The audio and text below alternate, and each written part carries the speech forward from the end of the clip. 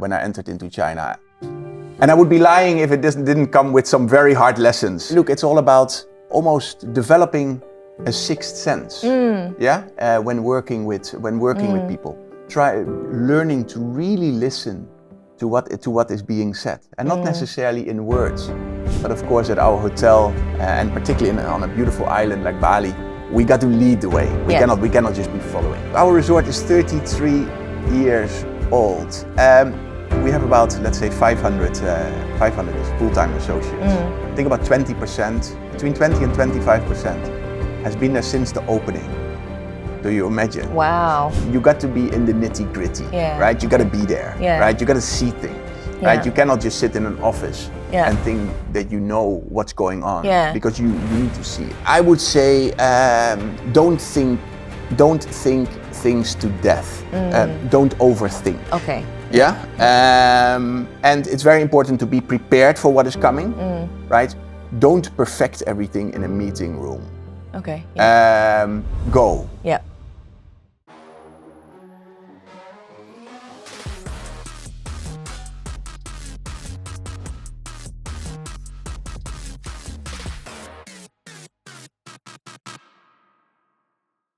Hey guys, welcome to yet another episode of Future Fit with Friska. And today we have a special guest. His name's Sander Looijen, and he's an accomplished leader in the hospitality industry. So a really long track record across luxury properties in APAC. He's currently the multi-property VP, premium properties in Bali, and also the GM of the Westin Nusa, which is one of my favorite hotels. I've actually been staying there for over a decade. So his career began in 2002, and since then held many roles across countries like China, Hong Kong, and now he calls Indonesia home. So he's also won so many different awards. GM Mustang Award, I don't even know what that means. What's a Mustang Award of Greater China? GM of the Year Asia Pacific. And beyond, his busy schedule, he lives and breathes the Marriott ethos, and that is about wellness. He's been in Bali for a year and a half, and he's leading Westin into its next chapter of growth and innovation. Welcome to the show, Sander. Thank you. Good morning. It's really, really excited to be here, and thank you so much for having me here. You're welcome. So for those that don't know, Sander's Dutch, not Norwegian, like we incorrectly said.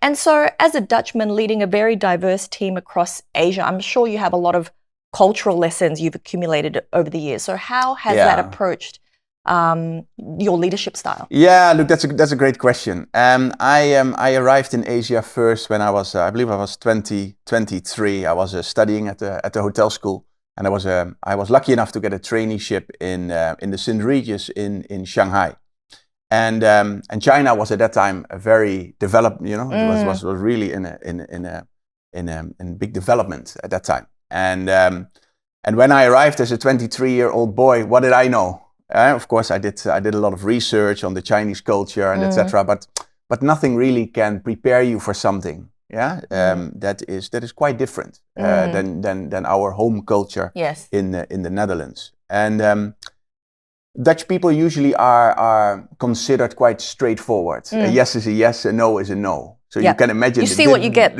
Yes, and so you can imagine the differences. That was for me when I entered into China, and I would be lying if it didn't come with some very hard lessons, especially in the beginning, and reminders by my managers, which very fortunately were great coaches and helped me understand the differences in cultures. Because a yes is not always necessarily a yes, and a no is not necessarily always a no, and along the way, and I usually tell, because we get trainees from the Netherlands, from Europe, from everywhere around the world in my hotel now, and very often they come to me and ask the exact same question. And I say, look, it's all about almost developing a sixth sense. When working with people, try learning to really listen to what is being said, and not necessarily in words, right? But context. in facial expressions. In context, right, and ask follow-up questions to really learn what people want and what people are trying to say. I think is something that I've really learned along the way. And once again, like you said, I've been in China, I've been in Hong Kong, I've been in Thailand. I had a regional role in which I traveled a lot to South Korea, to Japan, to India, right? So all these different cultures have taught me so many important lessons, because of course, one day you're in Japan, the next day you're in India. The cultures there are also vastly different, right? And yes, we talk about Asia, but even within Asia, of course, there's many different cultural things to consider. And all these lessons combined has taught me one key lesson. And that, like I said, is to listen, right? And to really, truly listen and ask follow-up questions to see what people really mean when they say something. It sounds simple, but it's not. It's so hard to listen because we're distracted, the monkey mind, our to-do list, etc.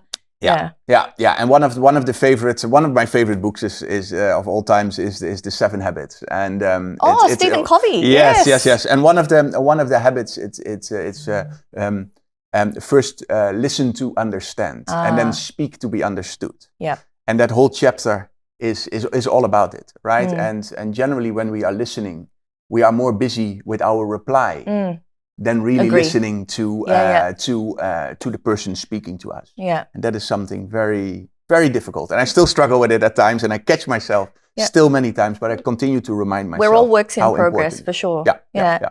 And so, you're a relative newcomer to Indonesia, as I am. Yeah. And so how was your time in other areas of Asia impacted your views on what an effective leader in Indonesia is?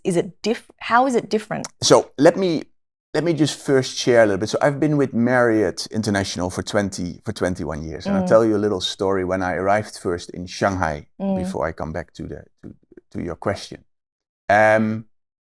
In Marriott, we say that we take care of our associates, right? That is our number one core value. Yeah, in every Marriott hotel, when you go to the back of the house, you see a very important saying of Mr. Marriott, which and that saying is almost 100 years old.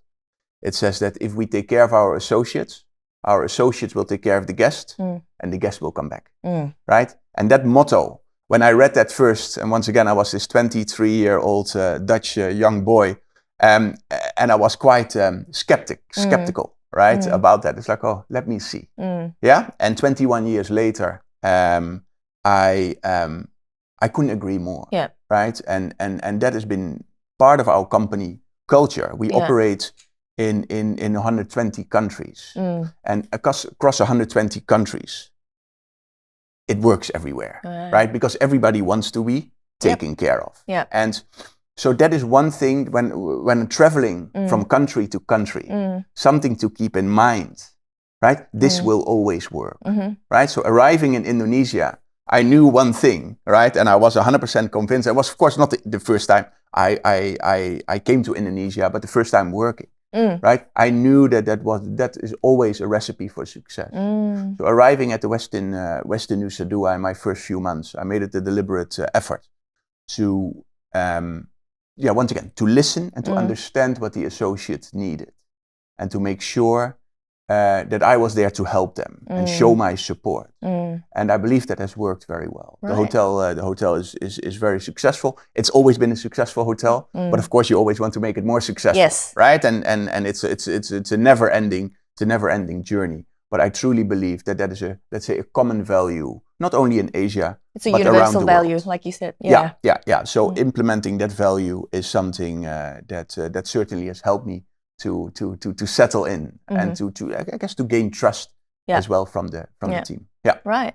We talked about how 2024 was like a massive year for you, like hosting the World Water Conference where there's Elon Musk, all these government officials, your GMs that flew in, 500 of them from all over the world. Yeah. So in hospitality, things change really fast, right? There's always emergency requests, there's VIPs, there's consumer trends and preferences. For example, the slow movement is coming into being. So how do you yourself stay resilient and adaptable, and how do you help your team do that too? Yeah, so like I said, 2024 was a very unique year for me personally. I mentioned in my 21 years with the company, I think it was the busiest year I've had yet, for reasons as our resort was extremely busy.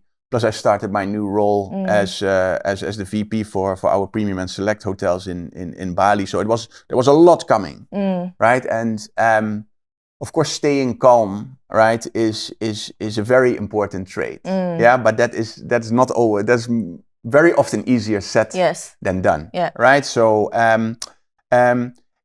having the right support circle around myself, I think that is extremely important. So of course my boss, and of course we have an area team, as we call that, right? That are always there to support. But also my fellow colleagues, GMs around Bali, who I can give a call and ask for some advice once in a while, right? When things get just a bit hectic. Yeah.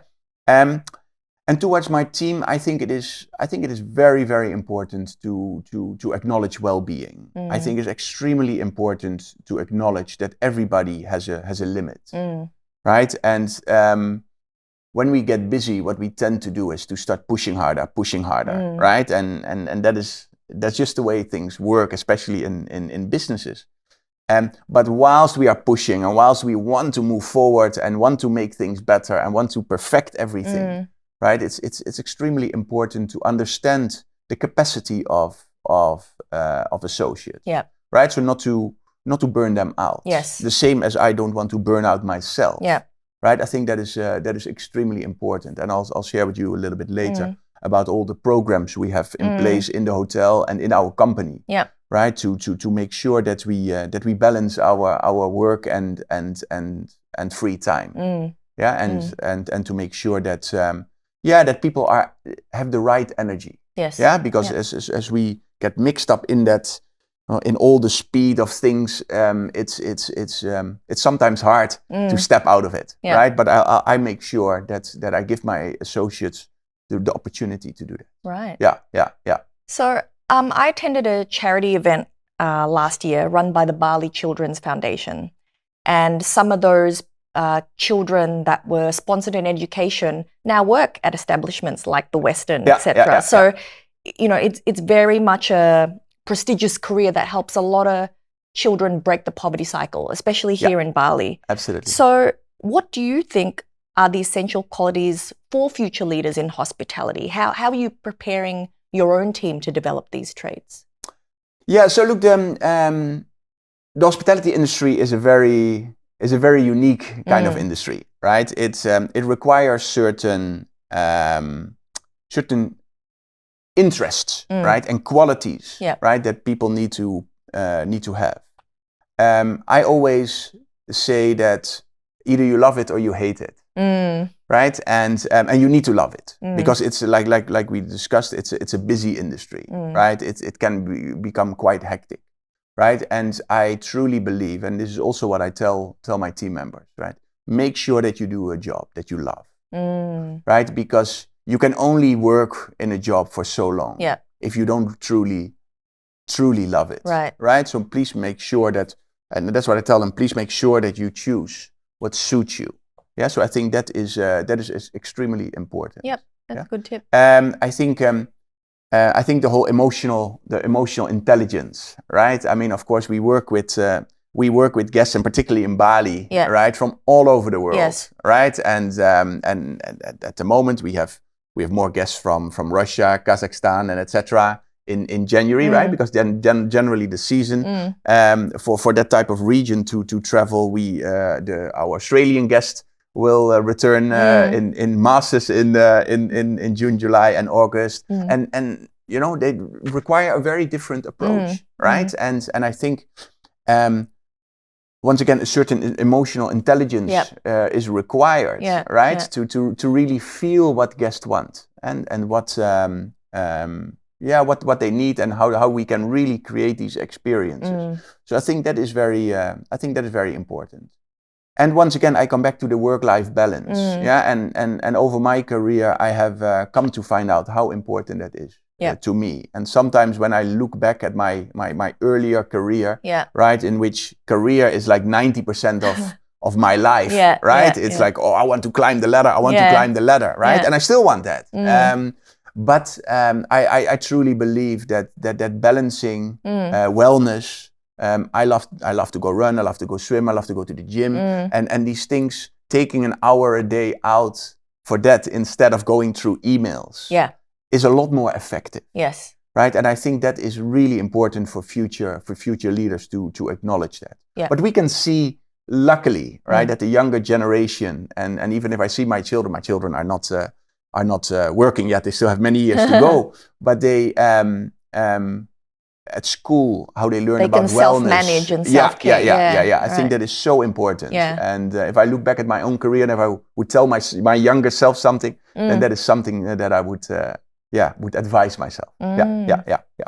So, for people that don't know, I was introduced to Sander through a previous guest, who's Tobias of Shiva Industries. Yes. So it's become clear that, sustainability is very important. So can you share with us about, and often, hotels, airlines, restaurants are seen as, quite wasteful and polluters, but you're doing a lot to become part of the solution. So can you share about what kind of sustainable programs that you've got going on? Good, thank you. So let me first share and Marriott International, right? As a company, we have a lot of sustainability initiatives, right? And with an ultimate goal of the net zero, like many other companies, do. And we started this years and years back, right? But it's getting more and more robust, right?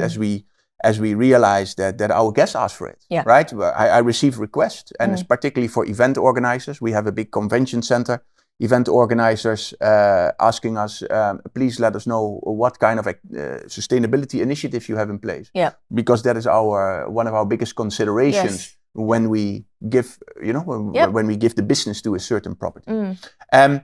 So Marriott International, we have a scorecard, a sustainability scorecard that we have implemented, right? And there are some basic things on that, right? Like energy reductions. There is water conservation.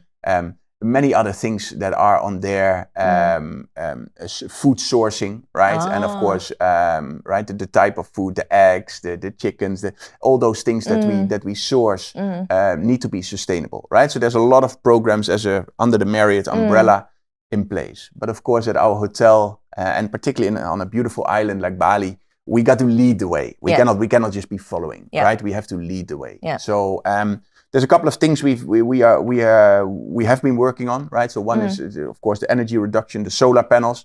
We have very large rooftops in our resort that were empty until 2 years ago. Oh wow! So we've installed about 1,200 solar panels right now, and we're still. That's a huge investment. Yes, And still adding more. We're still adding more, right?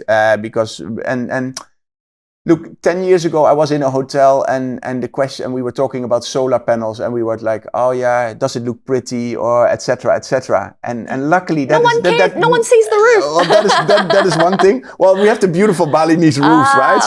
So but the good thing is people love it. People love to see it, right? So people arrive at the hotel, the first thing they see is that we're doing things right to be sustainable, and Tobias of course has shared a lot more about Shiva and the composting. So we're working with Shiva to basically digest all our wet waste into compost and use it in our gardens, right? So basically we don't have wet waste anymore at the moment, and we use it to feed our gardens, right? So that is one thing. We're working a lot with suppliers who recycle things. Chop value is one thing that we are. So all our chopsticks that come from the restaurants, from our canteen, are recycled into little products, right? So for example, we have the QR codes on little cubes next to the chairs at the pool, that are recycled from these chopsticks, right? So that is something that we are doing. So yeah. So many more things. A very comprehensive program. Yeah, sounds like. Absolutely. And look, and it's an ever evolving program, right? So we are renovating our rooms. We're going through a big renovation in the hotel, and of course the air conditioning units, the lights will switch off automatically, and all those things. Luckily, with the renovation, right, is something that we can really focus on. When's that expected with new technology? Be complete? So we have our first 2 phases done. We Yep. have still 3 phases to go. I Okay. hope by the end of 26, All right. it will be completely done. It's Right. a fun progress. Let me put it that way. Yeah. Yeah. So that brings me to my next point. Like you Please. touched on the renovation with, more energy efficient, there's more newer technology. Yeah. So sustainability is a big thing that guests now expect. Yeah. So is technology. So is cutting edge technology. Yeah. So, and they're expecting more personalized experiences as Yeah. well. So how are you leveraging technology to improve the guest experience? Yeah, so that is and because technology is a word that is used everywhere in every business, right? In the hospitality business, people still, and also myself, I'm still a little bit, yes, technology is extremely important, right? But let's not forget about personal connections. Yeah. Right, so we have, and of course we have the mobile keys, right? So the guests can open the doors with the keys. They can do mobile check-in, and etc. But particularly in a resort where people truly come for an experience, right? We want to make sure that that technology doesn't lose the become, warmth. exactly, Yeah. right? That it Yeah. doesn't become an excuse my, I don't want to put anything on the airline industry, but we don't want it to become an airport experience. Yeah. Right, Oh, yeah. we want to make sure that we are there to welcome the guest and etc. So the way that we truly like to use this technology is getting to know the guest, right? And of course, there's a whole thing about privacy, etc. that we are very careful with. But obtaining guest preferences, right, and seeing really how we can make it as seamless as possible, right? So if the guests have our mobile Bonvoy app, right, they can say what type of pillows they want in a room, what is their favorite wine, what is their favorite food, and etc. So we can truly anticipate the guest needs, right? Yep. And I think that is in that way, technology becomes a great supporting product, Yes. right? To enhance that warmth and true Balinese hospitality, right? Because that's what people come to Bali for. Yeah. And I can see how, people always move around and that helps you maintain that experience. So I'll give you an example. The Westin Melbourne was my favorite hotel. Okay. I've been staying there for years for business, and it's because of the head concierge guy who was a special guest experience officer or whatever you call it. And he would know, like I'd go in, my favorite newspaper is there, my favorite fruit is there. I'm vegan, so there's always plant-based chocolate there, etc. So when he left, that all stopped. And it's like, but now with technology, you can continue that same guest experience. No matter exactly. Sharing it with with the team members, right? And communication within the property, of course, becomes a lot more, efficient, right? And look, we have QR codes and next to the pool, so the guests can order something, right? But then once again, when we implement something like this, it's like, guys, the order experience will not be there for the guest, right? So how do we compensate for that when we deliver the food, right? So to make sure that we don't lose that personal warmth. I think that's very important consideration whilst implementing more and more technology. Yeah. Are you leading change but constantly running into a brick wall of resistance? Maybe you've huffed and puffed, yet still not blown the house down. You are not alone. Resistance to change is one of the biggest roadblocks that leaders face. But it doesn't have to be. Imagine turning that resistance into momentum which drives you forward. That's exactly what my free 5-part mini course will help you do. It's called Shifting Resistance into Resilience, and in just 5 lessons, I'll walk you through proven strategies to break down those walls.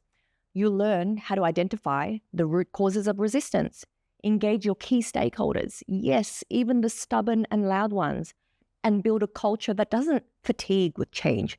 It actually feasts on it. Sound good?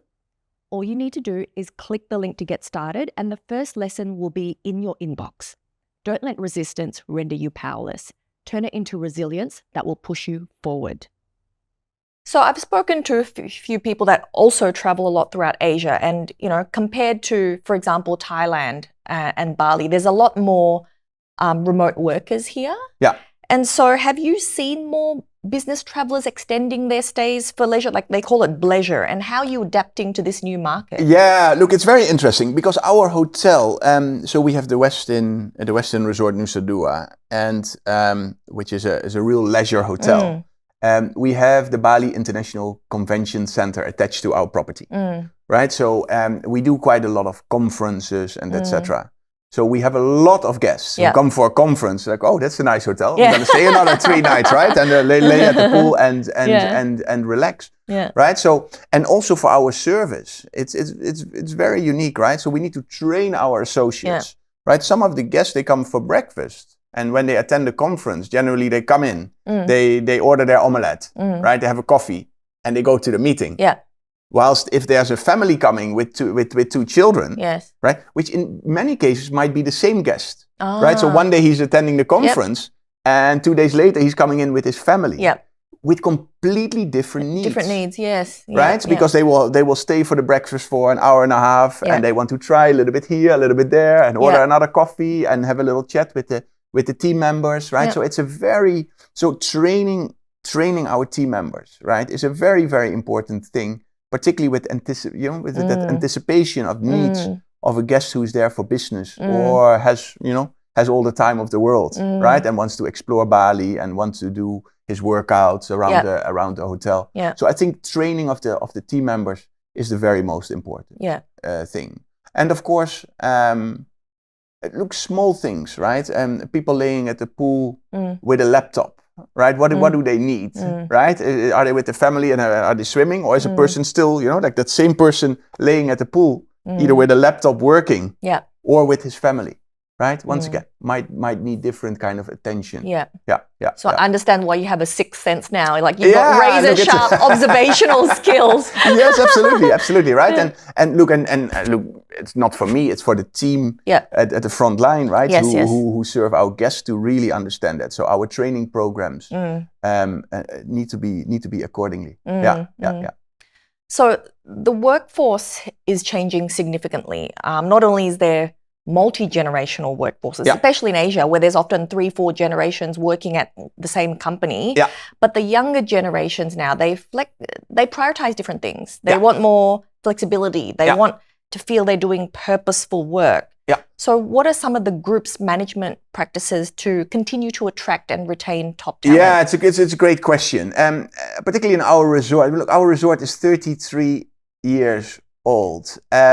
We have about, let's say, 500 full-time associates. I think about 20%, between 20 and 25% has been there since the opening. So you imagine. Wow. Yeah, and so you mentioned, right? They've been there for a long time. They have so much experience and knowledge. Amazing. Yeah. It is truly, truly amazing. I loved speaking to those associates and hearing about all the stories of the past 30 years. But now there is the younger generation, in some cases their children, who actually start working in the hotel. And it's completely different, right? Completely different needs. And like you said, right? I think, and you mentioned it, purpose is a very, very important thing. Development plans, right? Sitting down with team members, mapping out their path. Here's how you fit in. Yeah. What is it that you truly like? Yeah. What is it that you enjoy? Yeah. And how can we help you, right? To get that joy out of your work, right? And I think that is very important. Okay. The work-life balance once again. Yeah. We have we call that our Take Care program, and that is basically a combination of activities and things that we do for our team members to make sure that they can focus on their wellness. So we have meditation sessions, yoga sessions. I've seen you exercising on the beach with your team. Oh yeah, yes. So we have a nice little beach gym that was built, but we have an associates gym as well. So we have a staff gym, right? And we have so many activities going on for our team members to make sure that they can focus on their wellness, right? I think that is very important. Yeah, and once again, being heard, right, and being listened to. Yeah, I think these three things are crucial to making sure that we take care of the needs of the future generation. Yeah. Right, and things are changing. Things are changing, and I say now these three things, but these things might evolve further or might change even over the next years, we don't know, right? So it is so important for us, once again, to continue to engage with our teams, to listen to our teams and see what they truly need and want, and what gives them joy. I think that is so extremely important. How do you maintain that cohesiveness? I mean, your portfolio is what, 20-something properties, right? Yeah. That's a lot. Even like one, and the Westin Nusa is massive. So how do you maintain that cohesive culture across all your properties? Yeah, look, so it's two very different jobs, right? So being a GM of a property, you got to be in the nitty gritty, right? You got to be there, right? You got to see things, right? You cannot just sit in an office and think and think that you know what's going on, because you need to see it. Yeah. Now, in some ways, that is also in the other properties. Yes. But at the same time, there's general managers in those properties, right? And those general managers are as qualified as I am to run a property, right? So basically, empowering those GMs to run their business in the best way possible, and monitor and see where things are going. Look, we have. As a large international organization, we have tools in place to monitor many results, including associate engagement, guest satisfaction, and then obviously the finances and etc. Right? So focusing on these results, and it says a lot, right? About you can see from certain scorecards quite a bit. Not everything. Not everything. Okay. Right? And visiting those hotels every 2-3 months and walking the property with the GM.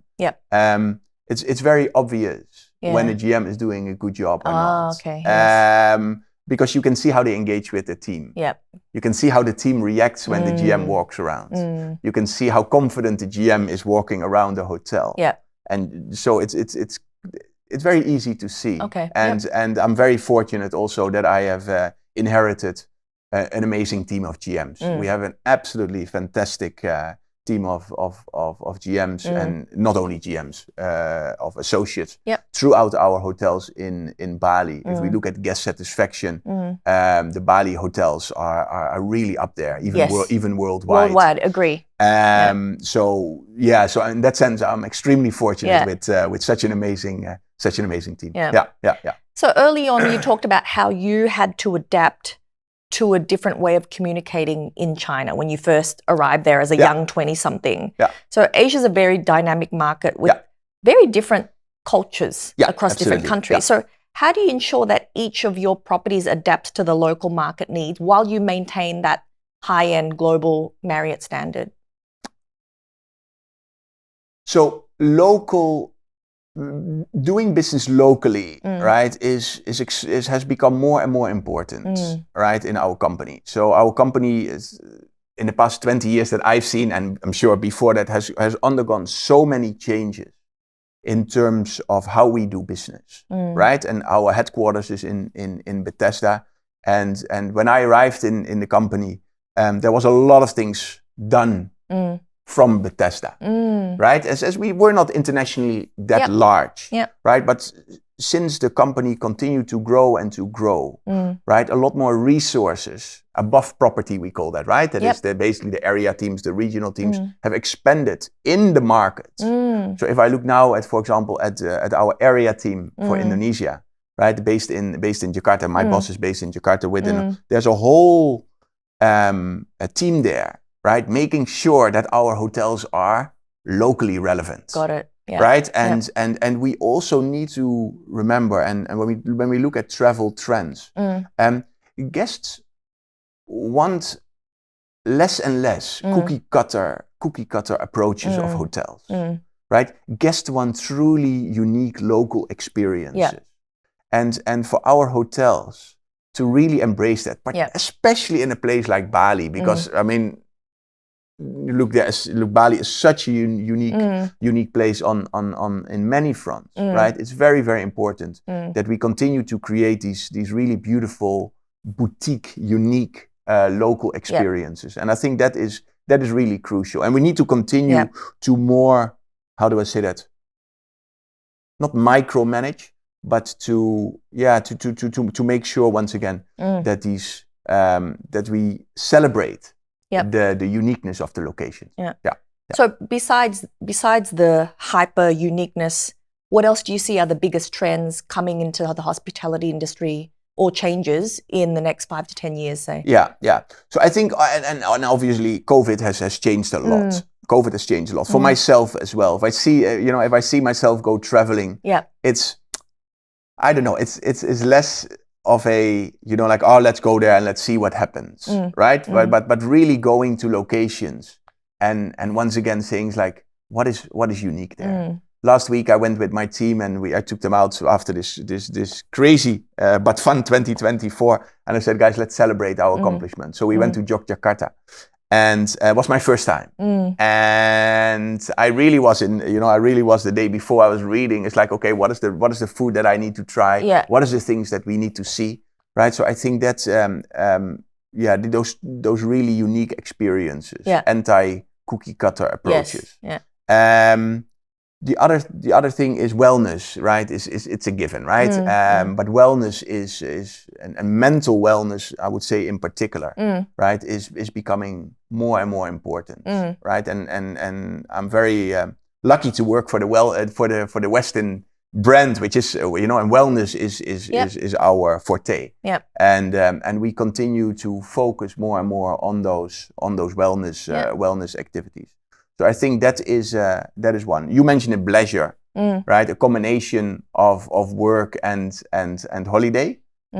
I personally, I'm still trying to, how do I say that? When I go switch off. Yeah. I think switching off. Yeah. Because leisure and that whole work-life balance, it's a little bit contradicting sometimes in my mind. But everybody should, perhaps also because in the hospitality, you're busy, right, from early morning to late to to in the evening. So that's why maybe switching off and other jobs perhaps can have you a bit more, how do I say that, a balance that's also during the holidays. Yeah. But I think that is certainly continuing, right, where the line between work and free life becomes your free time becomes a bit more vague, right? And I think that is also a very important thing that we need to anticipate. Yeah. So speaking about wellness, what does a day in the life of Sander look like? If I followed you around all day, because obviously demanding job, wife, 3 kids. Yeah. What are your personal habits and practices that help you stay sane? Good. Yeah, very good. No, so I love my morning. I love waking up in the morning early. I usually wake up around 5:15, 5:30, and I either go for a run, or I go to the gym for a nice workout. I do it about five days a week approximately, So I start working in the morning, and I walk around. Yeah. I'm so fortunate to work in a property. What keeps you fit, right? It's a massive property. Yeah, it's a massive. My 10,000 steps is never an issue. It's never an issue. Walking around and obviously for me, walking to the beach in the morning is it's a beautiful gift that I have as part of my job. So that is that I truly enjoy that. But also interacting with the team. Okay. So you see how they're doing. Yeah. Walking past the offices. Greeting everybody, good morning, say, hey, is there anything we can do? And inspect sounds a little harsh, but walking around the hotel to make sure that things are in order, I think is really important. I think that's a very important kind of routine to have. Yeah. At 10 o'clock in the morning, we have our roll call. So as we call that, so I meet with, let's say, 20, 30 managers in which we discuss the day ahead and any special things. Okay. I think that is really important. And rather than having a very formal kind of meeting, we have a lot of fun in that meeting. It's more like a check-in. Yeah, exactly. Yeah. We do a little exercise. We do a little exercise as part of the roll call. And look, I have a lot of meetings. I try to limit it as much as possible. Not as much as possible, because meetings are important, but I'm not a person that runs from meeting. At least I try to avoid it. Some days it's a bit unavoidable. Yeah. Yeah, and I also travel to the other hotels. So 1 or 2 days a week, I'm in the car visiting the other hotels. I love to visit other properties, walking around together with the GM, with the management team, see how the meet the associates, have a little chit chat here and there, see how they're doing. It's a very diverse job. And look, and once again, we have big conferences, so that's what I'm engaged in. Meeting with guests, of course. There's so many things. So it's really and in the weekends when I'm off, I'm pretty okay taking the weekends off. I love to spend time with my family. Once again, we're so blessed to be in Bali. We get in the car, we explore, we drive around. We love go fishing. We love go surfing. We just enjoy our weekends. And I always say that our weekends are almost like a mini holiday, right? And I think that is that's very important. Right. Yeah. So one last question before we move to the rapid fire questions. What's your one piece of advice you would give to your younger self that just started when you were 20-something? Someone starting in the hospitality industry. What's your top piece of advice? That might be quite personal. I would say don't think things to death. Don't overthink. Okay. Yeah. And it's very important to be prepared for what is coming. But you never know what comes on your way, right? And I always tell my team with initiatives that we implement, right? Don't perfect everything in a meeting room. Okay. Go. Right? And when things are 80% right, generally it will work, because the last 20% you will never know anyway. Right? So I think that is something that is important, and especially when you are just starting. Right? You might be afraid of a little bit of like, okay, is this a good idea? Well, you don't want to be judged, right? So you try to perfect everything. Exactly. Right? But I don't want to repeat myself too much, but the one thing is do what you love. Okay. Yeah. Do what you love. Right? I think that is extremely important, because along the way you can only do a job for so long if you don't like it. I've been very fortunate that I started in an industry that I absolutely loved from the get-go, and almost 25 years later, I still love it.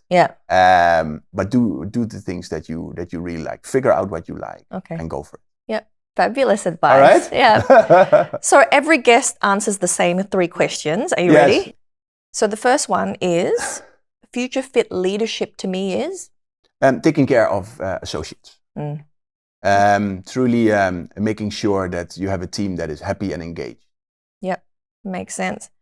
What we need more of in the future is? Collaboration and inspiration. Collaborate as in listen to each other, right? And truly find ways of working together. Inspiration is interesting. What made you pick that? Look, great leaders inspire their team members, right? We don't want a boss saying something because he's the boss, right? Or I don't want to do something because my boss tells me, right? I want to do something because my boss inspires me to do, right? Because the times that people want to be just told what to do. Yes. And maybe 25 years ago that was okay. Okay, you tell me to go polish the cutlery, I go polish the cutlery. Right? But make me part of the bigger story, right? And inspire me of how this, polishing cutlery today, where will it bring me eventually? Right? I think that is very important. I think I agree with that. People are searching for more meaning in everything they do. 100%. Right? And in the 2 years where we were all locked up in our homes, we did a lot of soul searching. Yes. And we are looking to be inspired to do more. And last one, a future fit organization is one that adapts. Right? Adaptability is going to be more and more important. The world is ever changing, and changes are coming faster and faster. What's something that might be relevant today might not be relevant tomorrow anymore. And just an example is the AI that is coming, and ChatGPT and those kind of apps that are coming. Right? There are certain search engines that almost look old-fashioned from one day to the next. which is very interesting. And it's not only on the internet, but it's for hotel companies the same. We got to keep an eye out on what is coming. Yeah. Because it's very easy to be too late. Thank you so much for your time and insights today, It was Sander. really, really exciting to be here. Thank you so much for having me. If people want to know more about the programs that are going on in the Westin, where's the best place they can get more information? Well, I would say online, Westin Resort Nusa Dua on Marriott.com. Right, would be a great place to start. Not only Westin Resort Nusa Dua, of course, all our properties in Bali, and also on Marriott International about all our initiatives when it comes to inclusivity, when it comes to sustainability. All those things are there. Yeah. You heard it there, folks. Thanks for joining us on another episode of Future Fit with Friska.